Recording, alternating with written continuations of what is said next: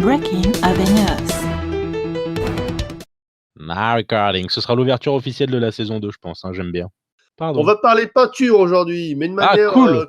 concise, parce que je Oui. vous ai déjà fait une vidéo de 45 minutes sur les différents types de peinture utilisées en maquette, donc on va ça. pas la refaire. Qu'on vous mettra en descriptif. Et puis, en fait, on râle un peu au début parce que c'est le 3e de suite qu'on enregistre, alors ça commence à être long, même si on aime bien ça. Donc, bref, la peinture. La peinture. Alors, l'objectif un petit peu de cet épisode de Noobcast, le podcast pour les débutants en maquette, Cool. c'est vous parler peinture de manière très générale. Alors, je vous avais expliqué dans la vidéo, il y a différents types de peinture, les acryliques, à l'eau, à l'alcool, les liqueurs, qui sont des peintures solvantées, on a les énamels. Ce qui est très compliqué de nos jours, peut-être que tu pourras me le confirmer Rémi, tu me diras ce que toi t'en penses, c'est qu'on a énormément de marques de peinture qui toutes proposent énormément de gammes de peinture, mais c'est un truc de malade. Moi, quand j'ai commencé, on avait les deux peintures. On avait les Tamiya, ou si vous aviez de la chance, la Ubicolor, donc les deux des acrylique à alcool, c'était absolument compatible. Donc, à la limite, la Ubicolor était un petit peu mieux. Si vous l'aviez dans votre magasin, c'était la chance, mais si vous avez la Tamiya, c'était pareil. Et puis, les vieilles énamels à papy, les petits pots en métal, là, type Revel, moi. Et puis, c'est tout, on n'avait rien d'autre. Et avec ça, on arrivait à tout faire, et c'était simple. Alors qu'aujourd'hui, on a à peu près sur le marché 10, 12, 15 fabricants différents. Chez chaque fabricant, il y a au minimum 3 gammes, et chez certains, on en est même à 6 ou 7. Sans parler qu'il y en a qui parlent de génération d'acrylique. On a un cas qui nous parle, ils sont quoi, la 3e génération C'est d'acrylique? ça. Alors, mais Ça, des trucs c'est de malade. MIG qui a la 3e génération d'acrylique. Alors, ils ont changé la forme des pots. Je pense qu'ils ont changé un petit peu la consistance, mais comme j'ai pas essayé, je ne sais pas. Ils Mais se sont c'est dit, pas on va faire comme Citadel, on va changer les gammes par saison. C'est ça. Comme ça, vous êtes obligé de tout racheter. Alors, Donc, tout ça pour vous dire, on comprend que les noobs, les nouveaux, vous soyez complètement perdus là-dedans. C'est imbitable, hein, même pour nous. ouais. Et ce qui est très fourbe, c'est que c'est un aspect très commercial où ça donne envie d'essayer des nouvelles peintures, même quand on est déjà très bien avec ce qu'on utilise. Et c'est là qu'on voulait en venir avec vous, c'est que dans le fond, il n'y a pas de mauvaise peinture.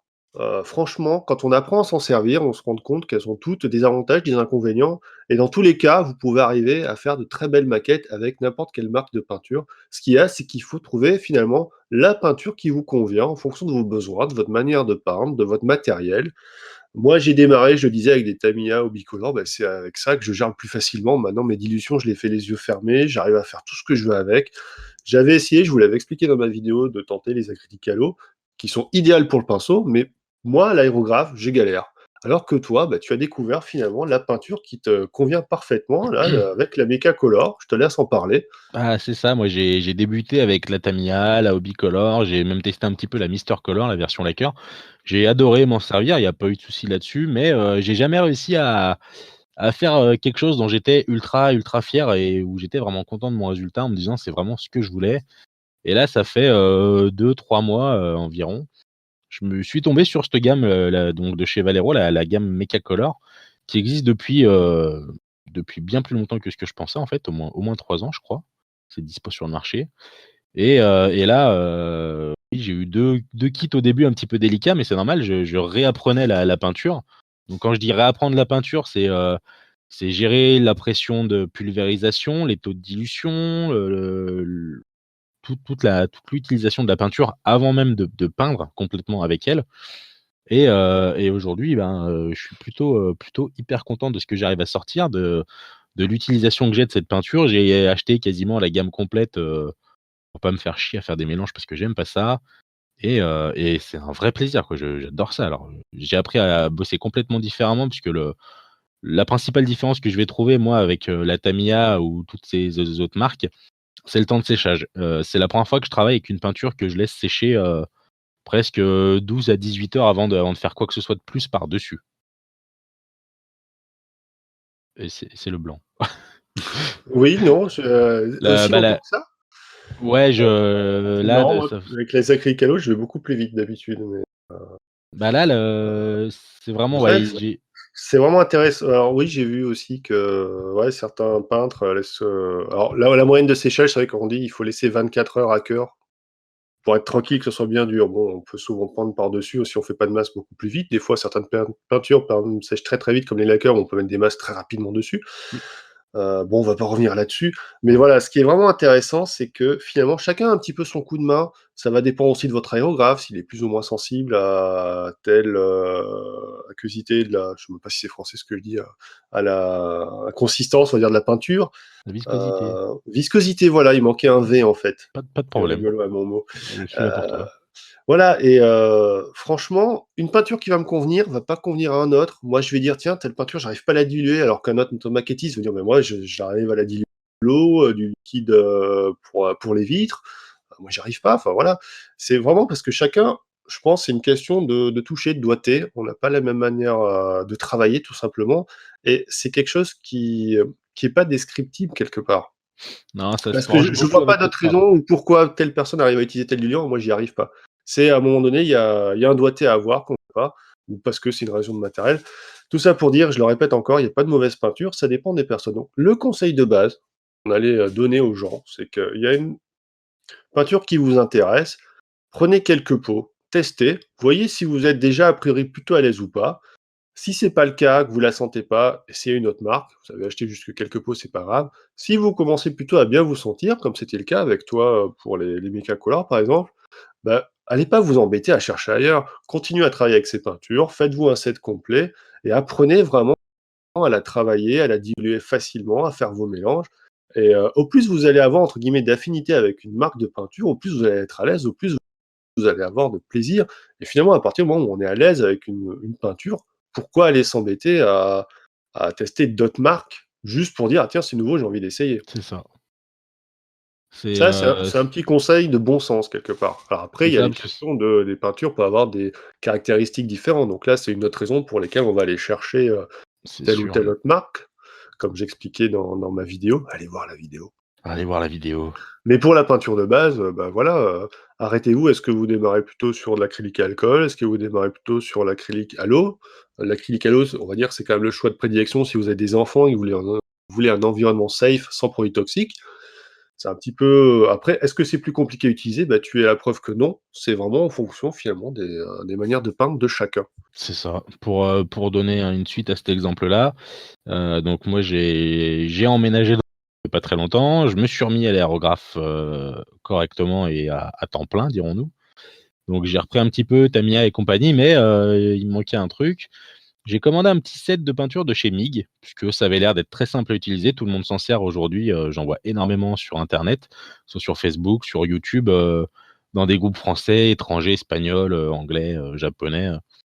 Mais même là, bah, finalement non, ça a pas j'avais encore des petites galères donc je me suis dit je suis tombé par hasard sur cette Mechacolor et comme c'est une autre fabricant, c'est chez Valero.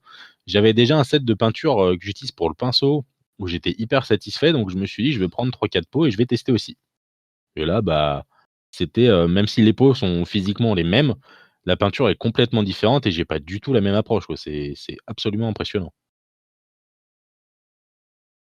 Formidable. Non, mais voilà, ouais, c'est des petits conseils qu'on peut donner. Tester quelques pots, enfin, c'est le bon sens et puis si vous êtes à l'aise, continuez. Si vous n'êtes pas à l'aise, vous essayez autre chose jusqu'à trouver ce qui vous convient, tout C'est ça, simplement, voilà, tout simplement. pour le Noobcast sur la peinture, on peut pas, Voilà. encore une fois, c'est un petit peu comme les aérographes. On peut expliquer, brièvement les différences, mais encore une fois, Zenkoro a fait une très bonne vidéo. Allez voir la vidéo et on peut juste vous dire, voilà, ça sert à rien de faire une course à l'armement en achetant, toutes les couleurs de base, chez les 18 fabricants, qui sont actuellement accessibles facilement, c'est pas la peine. Tout à fait. Qu'est-ce qu'on voulait dire de plus sur la peinture, à part ça? Après, ouais, juste un truc, bon, là, c'était vraiment pour démarrer. Une fois que vous avez votre set de base, on va avoir tout ce qui va être, par contre, les sets d'effets qu'on trouve beaucoup en Europe, mais également au Japon, ce type, chez MIG ou chez Aka, tout ce qui va être les wash, les jus, les striking qui servent à faire les coulées et cetera, on a les pigments et cetera.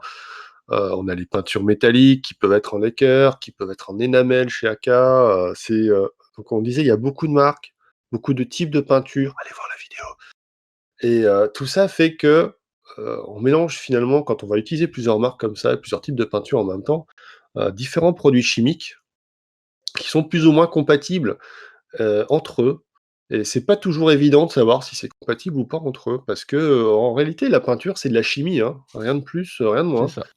On va utiliser des produits chimiques qui peuvent réagir entre eux. Alors, la base, c'est vrai qu'en général, on dit que la laqueur, ça va attaquer les peintures acryliques, ce qui est vrai. Mais des fois, ça va passer, des fois, ça va réagir plus violemment selon les marques. Et on peut pas vous dire comment vont réagir telle ou telle peinture. On peut vous dire que un vernis cœur, ça peut bouffer de la peinture acrylique. Mais après, est-ce que telle peinture va réagir avec telle autre peinture? C'est très compliqué. C'est pour ça que bah, il faut faire des tests des fois. Alors, on vous disait au début, restez sur une gamme de peinture, mais après, quand vous allez un peu vous allez vouloir essayer d'autres choses, peut-être essayer des striking, machin.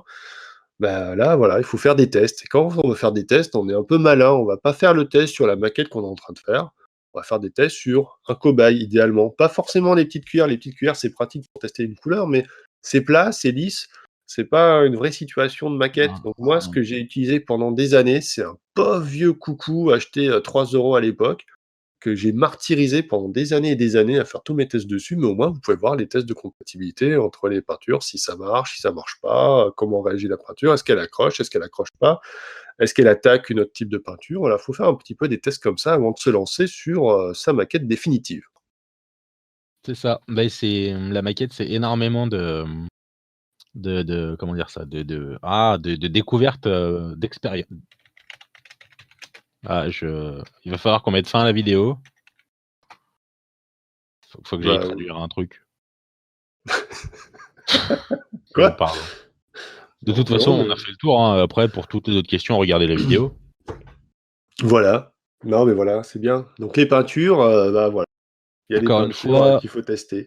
pour les questions, n'hésitez pas dans les commentaires si on peut peut-être Alors préciser des choses qu'on aurait oubliées voilà, et ou puis moi, ce que j'aimerais bien que vous le courage d'arriver jusque-là, à la moment de cette vidéo, c'est de nous dire justement quelle est votre peinture de prédilection. Voilà. absolument. Et pourquoi? Et pourquoi? Voilà. Et bah, sur ce, Je ne sais pas de quoi on va parler dans le prochain épisode, par contre.